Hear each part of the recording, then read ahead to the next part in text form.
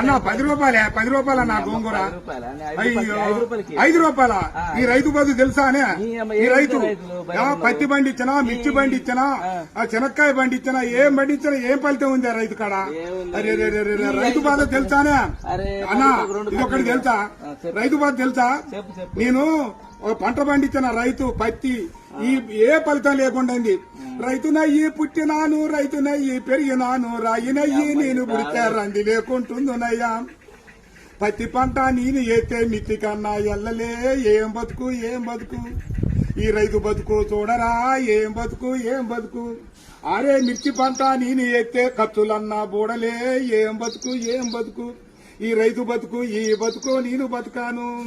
పల్లెరుగా yellow పలుగురాల చేను కాడ పాములు తెల్లల్లా తిరిగి, ఎద్దులాగా ఎద్దు నాగి, వానగుంటల నీళ్లు దాగి, ముళ్ళ కంచాలెక్కి దూకితే గడ్డి మోపే, గొంగడాయే పెంటగడ్డే పక్కల ఎత్తుని అమ్మ బతుకు.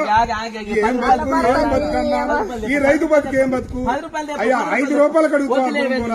6 నెలల బట్టి సాదుకొని నీ ఇంటికి వచ్చి బండి 5 రూపాయల కోసం అడుగుతావు.